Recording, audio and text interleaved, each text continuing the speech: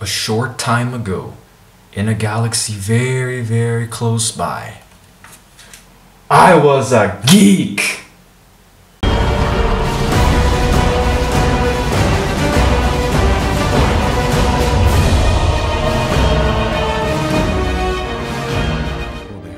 Jedi Knights were the guardians of peace and justice in the Old Republic before the Dark Times.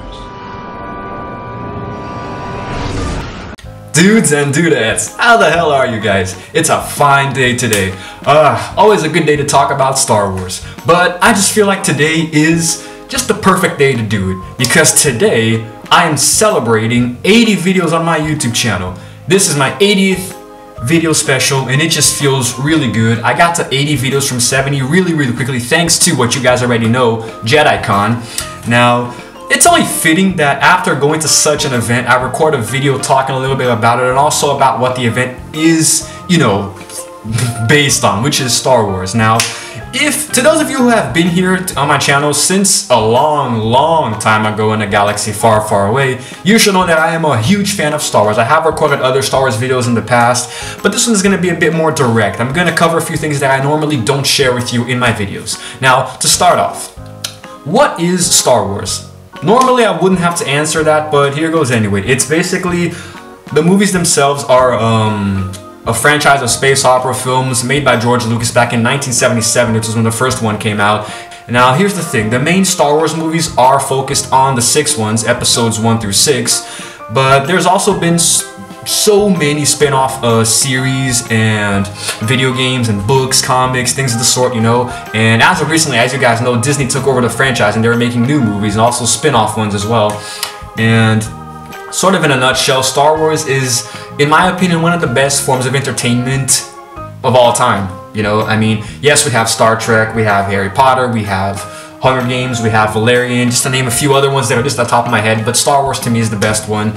And what it means to me is basically a way to release your inner nerd, you know, it's a way for you to be entertained and really enjoy the best of science fiction and what it has to offer. Yes, it's not the most realistic approach to space because there are people who are so nitpicky that to this day they complain that Star Wars shouldn't have sound in space, explosions, dialogue, whatever, but regardless of things like that, I think it's still a really solid way of looking at how life in space would be. Now, Star Wars is huge. There's an expanded universe of literally infinite proportions, infinite material and content, characters, planets, backstories, and basically it takes place in the past, but also somehow in the future because it's all futuristic with the vehicles and the weapons. And anyway, I'm trying to summarize it off the top of my head because I actually want to get into a few other things in this video. Now, I have been a fan of Star Wars since 2005. The date of that photo that I showed in my intro. How is it that I can remember the date, the year? Well, that's because I became a fan of Star Wars the year that Episode 3 released, Revenge of the Sith. Now, funny story about that. I never had any idea what Star Wars was. I was introduced to it by a certain person who went on to become a really good friend of mine. I was back in the, I think it was in the 6th grade. I had just started middle school and I was consistently and relentlessly bullied, you know, like physically pushed around and harassed by this older kid who was a fan of Star Wars, you know, but he consistently picked on me, you know, we never got along. We would get into fights, you know, he would beat my ass and I would just sit there and take it. But here's the funny thing. After some time, we started talking, you know, like whenever before he would approach me and he would pummel me and then he would talk to me. But now he would just approach me and actually talk without hitting me and it felt kind of strange, you know. It's like the bully stopped bullying me and we started talking. We actually noticed that we had a lot of things in common. We really liked video games. We were both from church-going families, you know, really enjoyed the same cartoons, you know. We were young, so we still watched cartoons. We enjoyed the same kind of things. And he began telling me a little something about these movies called Star Wars, you know, and I had never heard of them before, but he explained to me what it was, that they were a series of, up until then, 5 movies, and there were TV shows on Cartoon Network, and there were a lot of really cool games over it, and it was really awesome. And he actually sort of offered me to, you know, show me in the ways of the Force, you know, teach me how to become a Jedi. We actually did a lot of role playing back then. We used to pretend that we were Jedi. I'm not even joking. We would actually go to Walmart and buy plastic lightsabers and like fight each other and pretend that we were actually...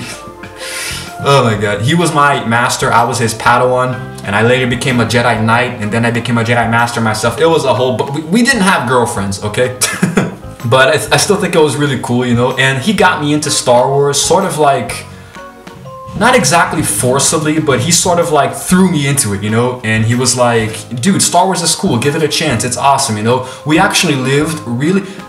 Just like a recap, this kid used to bully me like crazy. He used to pick on me. He used to physically push me around. He would hit me and kick me and shove me to the ground, but he lived close to me. He lived like in the same neighborhood, but like a few houses down, you know? We always lived close to each other.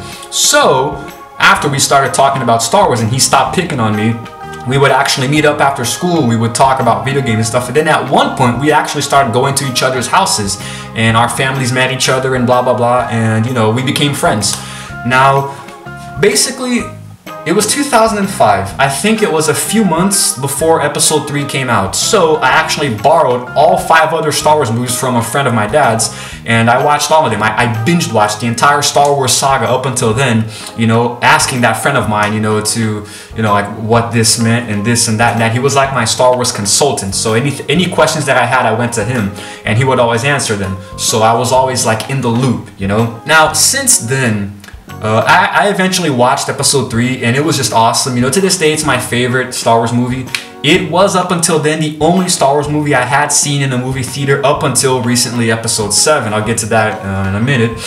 Now, Episode 3 was really special because it just connected all of the dots, you know. I had watched the other Star Wars movies and looked them up, researched them, played a lot of video games, and done a whole bunch of stuff, read some books. So I was really into it. I really understood the mythology behind it. So it was like, okay, something's missing. What happens here? What happens between Episode 2 and 4? That's where Revenge of the Sith came in. So it was really essential for me to really assegregate my place as a Star Wars fan, you know, because after Episode 3 came out, that friend of mine who I mentioned earlier, we would create so much like fan fiction around what Episode 3 offered us. We would actually go to each other's houses. We would play Star Wars Episode 3 on the PlayStation 2. We would play Lego Star Wars. We play Battlefront. Oh my god, Star Wars Battlefront 2. Good times. We would play a whole bunch of Star Wars games and like create our own fan fictions, our own mythology within the games themselves. And that was something that really helped me to get even more into Star Wars as a whole. Now, years later, I'm still into it, more than ever actually. And I've read a lot of books, you know, a lot of comics. I haven't watched all of the television series. I haven't watched the new Clone Wars. I'm not watching Star Wars Rebels. But I still know what everything is about, and I read a lot on the internet too. A bunch of fan theories, things of the sort. So I know a lot about Star Wars, and it's all thanks to that friend of mine. But here's the thing. We don't talk anymore, by the way, because he's nothing but a freaking 2-bit cheese leg kicking son of a... But I still hold him in high regards to this day, because he got me into something that was really, really awesome that I hadn't, you know, up until then heard of. I didn't even know what Star Wars was. And today it's something that's... It's just, I don't even know how to describe Star Wars. I love it so much. I went to JediCon recently and I got this shirt here as a souvenir. And I think it's really, really awesome that I was able to go to an event like that. It only happens here in Brazil, and talking a little bit about it now, it's pretty much like Comic-Con, but with a Star Wars twist, you know. There's a whole lot of stuff you guys can imagine. There's cosplay, there's merchandise, you know, a whole bunch of souvenirs. There are special panels with celebrities, sub-celebrities. A few famous YouTubers actually went and talked about Star Wars. It was really great. And presentations, live streams, you can play some VR, play some games, you know, and there's just so much stuff that went on. And if you guys hadn't been following along, you can go on my playlist, my JediCon playlist right up here, and you can, if you hadn't watched any single, there are only 6 videos, some of them are longer than others, but it pretty much chronicles the entire, the event, my coverage of it, so you can go over there and watch those videos now. And it was really great to see everyone there, to see, like, all of these people who are exactly like me, you know, who are just fanatics, you know, loving fanatics of Star Wars, and it just felt so good to be there amongst them, you know. I just couldn't be happier, and it was just incredible, really. I just It only happens once every 2 years. Maybe I'll go again to the next one, I don't know. But here's the thing. JediCon was great, you know, it was awesome. It was a really great experience, but at the same time, it felt like, I don't know, it's just so weird because all of these fans, I'm not entirely sure if I speak for every single Star Wars fan out there, but it's getting really, really weird with Disney in charge.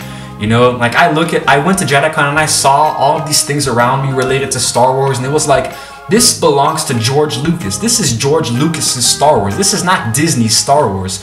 And what Disney is doing, they're basically taking something that is known for making a lot of money and they're making even more money over it, you know? They don't really care about continuity or what's canon and what's not, you know, what's faithful to the material and what not, the source material. I mean, they took episode 7 and they took everything that Star Wars ever presented outside of the movies and they're like, none of this is canon anymore. You know, only the movies are canon. And even so, they did stuff in episode 7 that I still can't forgive, you know? They killed Han Solo. Why would you kill Han Solo? That's like... Here's the thing. If any of you have read a certain Star Wars book or comic, whatever it was, I don't even remember anymore. It's in my Ultimate Visual Guide. Han Solo doesn't die. I mean, at least not that we see. He eventually does die of old age, of course, as anyone does, but he doesn't die canonically. Chewbacca is the one who dies, you know? And it's just, why would you kill? It takes years for us to get another Star Wars movie, and one of our most favorite characters, who I never even thought was gonna be in the movie anyway, because Harrison Ford is way too old now, but he was in the movie, he's there, and they go and kill him off. That's like a spit in the face to every Star Wars fan. But I'm not saying that episode 7 wasn't good. It was actually really awesome. It was brilliant, you know. So great to see a Star Wars movie on, you know, on the silver screen again. But it just had so many flaws, you know. I'll probably save that for another video because this one's going to be too long. But Rogue One, by the way, was brilliant. It was visceral, excellent movie. Even better than episode 7 in my opinion. And I have nothing bad to say about Rogue One at all.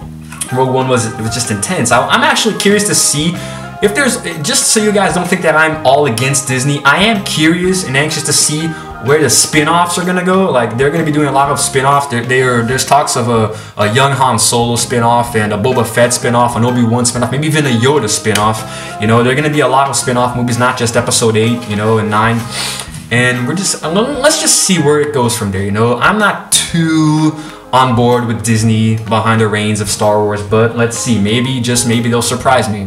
You know, I have a lot of really fond memories from, you know, the old movies, you know, the original trilogy, the prequel trilogy, and it's times like this where I remember that friend of mine who got me into Star Wars, and even though we don't talk, I wish I could tell you how. I literally don't know why we don't talk anymore. He literally just stopped talking to me out of nowhere one certain day. I still don't know why, but I still want to thank him.